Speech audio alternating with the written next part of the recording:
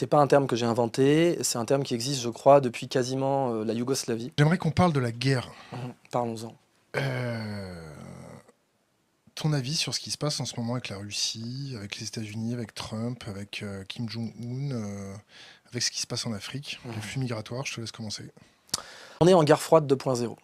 C'est pas un terme que j'ai inventé, c'est un terme qui existe, je crois, depuis quasiment la Yougoslavie, la guerre froide 2.0. C'est-à-dire que tous les enjeux géopolitiques de la guerre froide sont là, avec deux blocs qui s'opposent, mais c'est plus idéologique. Il suffit de regarder une carte du monde centrée sur le pôle Nord pour voir qu'on a le même problème entre la Russie et l'OTAN, les États-Unis, qu'il y avait entre Rome et Carthage. La Russie et l'Alliance Atlantique Nord se battent pour les... C'est pas un terme que j'ai inventé, c'est un terme qui existe, je crois, depuis quasiment la Yougoslavie. J'aimerais qu'on parle de la guerre. Parlons-en.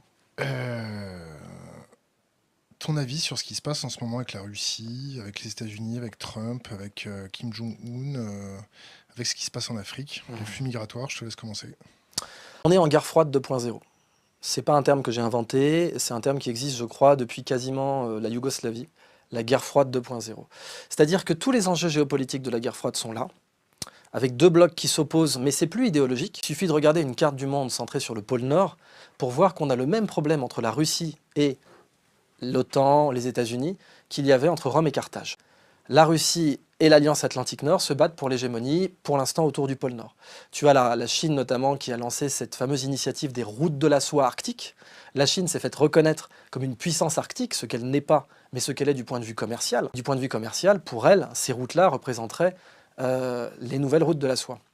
Et ça, évidemment, comme tu le sais sans doute aussi mieux que moi, quasiment toutes les guerres ont été décidées pour des problèmes de routes commerciales, de flux commerciaux. Et le sujet donc de ces routes commerciales, eh bien, c'est qu'aujourd'hui, on a le même. Les États-Unis contrôlent tous les détroits et tous les choke points dans le monde aujourd'hui, avec la plus grande flotte sur Terre. Et ça envisage évidemment une confrontation avec la Chine et la Russie.